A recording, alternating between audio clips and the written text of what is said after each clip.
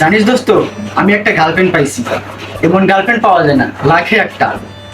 আমি যা কই তাই শোনে, এমন গার্লফ্রেন্ড আল্লাহ আমার কপালে জোটাইছে। দেখ দোস্ত সুমন, গার্লফ্রেন্ড নিয়ে কথা কবি না।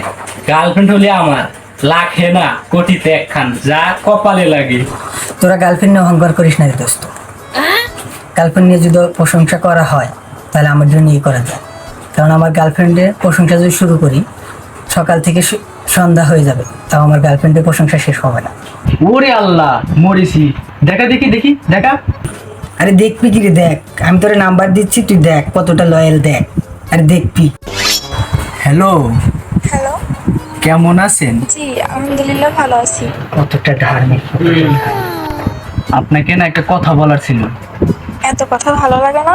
যদি কাজ করতে চান অডিও কলে 300, ভিডিও কলে 500 একদম।